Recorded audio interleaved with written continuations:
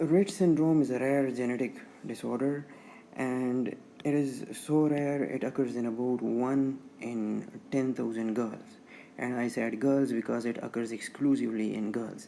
It is an X-linked disorder, and it occurs due to mutation of the gene for MECP2, or the methyl CpG binding 2 protein. So this is a protein. The MECP2 is a protein which has two main function, or two known function. It is a function in epigenetic regulation. To be more specific, it helps silencing some other genes, and it also has a normal function. It also is required for the normal function of the nerve cells. So for the normal function of the nerve cells and in epigenetic regulation, silencing other genes. And when it is mutated, so the mutated gene then can produce this Rett syndrome. This mutation is located, this gene is located on X chromosome, and to be more exact, it's the XQ28. So Q we use for the long arm, so the long arm of the X chromosome, and as we know, XQ we use for the long arm, but for the short arm we use the P. So it's not the short arm, rather the long arm. And the arms are then divided into bands, so it is on band 28. So band 28 of the long arm of X chromosome. The Rett syndrome, it was previously classified in the DSM-5 along with the autism and related disorders, and even now it is classified in the ICD-10 in the chapter on mental and behavioral disorder, and close to these autism spectrum disorders. And the reason is perhaps because the developmental profile or the course of the development of the symptoms and the range of signs and symptoms of this disorder, they are very closely related to those of the autism spectrum disorders.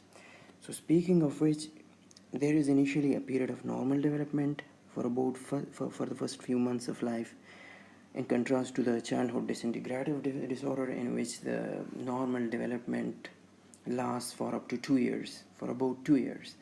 So here it lasts for about 2 months, and after that there is arrest of the head growth. It starts to slow down, and along with that, within 2 years there is arrest of cognitive development. So arrest of cognitive development within 2 years, and decrease in head growth that starts after the first few months of life.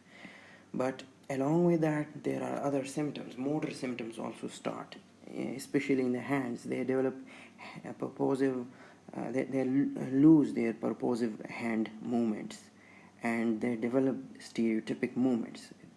Children with autism, they also have stereotypic movements, but in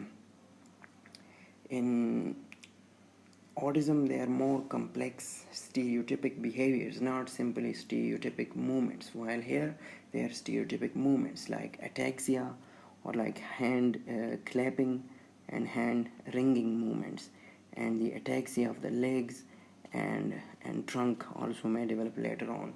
So they have these stereotypic movements, loss of the purposive hand movements, and psychomotor retardation, just like a depressed patient, although they are not depressed. So apart from the motor cognitive signs and symptoms, they lose their interest in social environment. So we could say some of their symptoms are overlapping with depression, being the loss of interest in environment and this psychomotor retardation. And they also lose the ability of language. Both expressive and receptive language is lost, and they also develop in some cases severe intellectual disability. So there is severe intellectual disability, perhaps because of this arrest of cognitive development later on, and along with this loss of language, expressive and receptive language. And so social dysfunction, they develop severe intellectual disability as well, and they have motor signs and symptoms, and their head growth also stops. So this is a broad range of signs and symptoms of Rett syndrome, many of which are overlapping with that of the autism spectrum disorder. For example, these loss in the social environment, the language deficits, cognitive deficits, stereotypic movements. Although patients with autism, they have stereotypic behaviors and interests. So this is a brief account of the signs and symptoms of Rett syndrome.